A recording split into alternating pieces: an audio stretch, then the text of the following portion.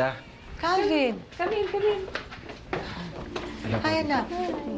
Kasama ko po si Giselle. Naalala niyo po ba siya? Of course! Hi, Giselle. Hello po. Tita, kasi po, kailangan ho ni Giselle ng trabaho eh. Baka ho may opening kayo. Christy, meron ba tayong vacancy?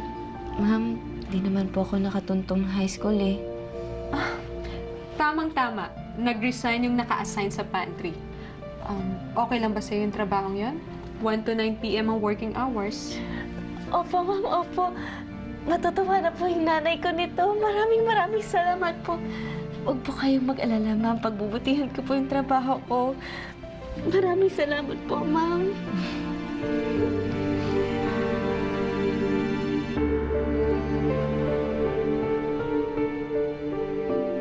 Anong masaya sa pagtanggap ng trabaho na tagalinis? Ha? Ako? Pareho lang din yan ang ginagawa mo dito, no? Tigilan mo nga yan. Nay, tinanggap ko na po yun para kahit papano po may maiabot akong pera sa inyo. Wala akong pakialam sa kikitain mo.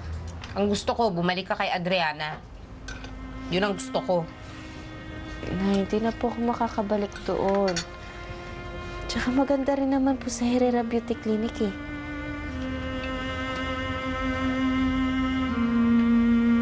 Herrera Beauty Clinic? Opo. Si Ma'am Natalia po yung tumanggap sa akin.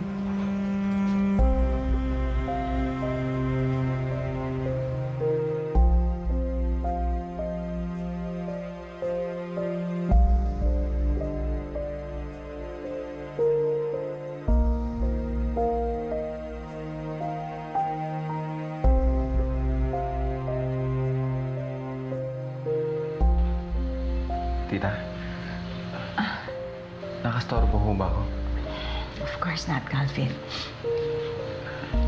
Tita, maraming salamat na nga ho pala sa pagtanggap niyo kay Giselle. Wala yun, anak. Huwag mong isipin yun. Nay, kilala niyo po ba si Ma'am Natalia? Hindi, dati din kasing nagtrabaho ang tatay mo dyan eh. Dyan sa Herrera Beauty Clinic na yan. Nung si Doktora Claudia pa yung namumuno niyan. Teka, hindi ba kakompetensya ng nanay ni Adriana? Wala na naman po ako kina Adriana, Nay. Eh kasi, tatanga-tanga ka. Maigi na nga ang trabaho mo dun eh. PA ka. Hindi ka gaya niya, no? Para kang katulong. Nay, hindi na po nila ako matatanggap. Alam mo, bahala ka sa buhay mo. Tabi.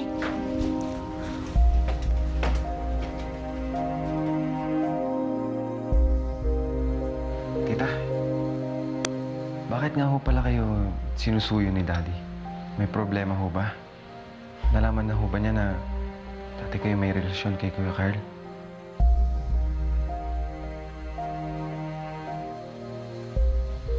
Huwag ka mag-alala, Calvin. Maayos din namin ito.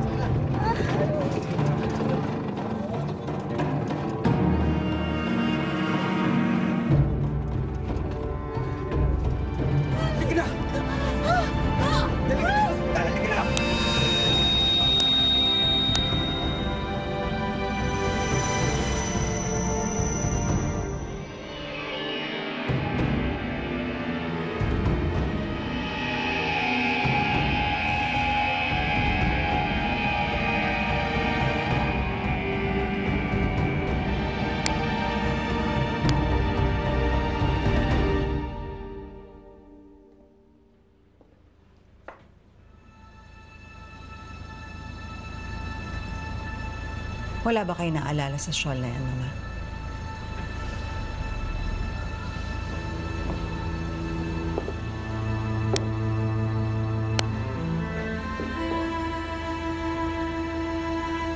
Kanino nang galing ang shawl na ito? Kailangan ko kasi malaman kung meron nag-file ng report nung gabing na aksidente kami. Importante lang eh. Kahit magbigay ako ng pabuya. Kahit walang pabuya, Mr. Marciano. Huwag kayong mag-alala. Hahalongkatin namin yan at bibigyan namin yung impormasyon na kailangan ninyo. Salamat, Chief, ha? Thank you. Mama, sagutin niyo muna yung tanong ko. Nung gabing nangyari yung aksidente, nawala ang shawl na yan. Kanino napunta?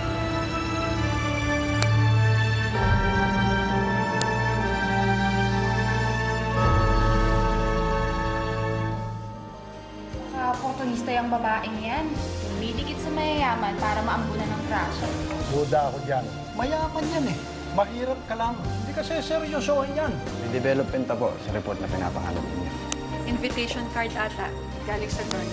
Hindi ko alam kung sinong gumagawa nito at kung anong motibo niya. Tama yung ginagawa mo ngayon, Paulina. Kunin mo ang Simpatyan card. Paniwalain mo siya na dedma ka lang sa lahat ng mga kwento nila ni Natalia. Bakit ba tita Natalia mo ang pinag-iinitan mo? May natatandaan ka ba sa shawl na to?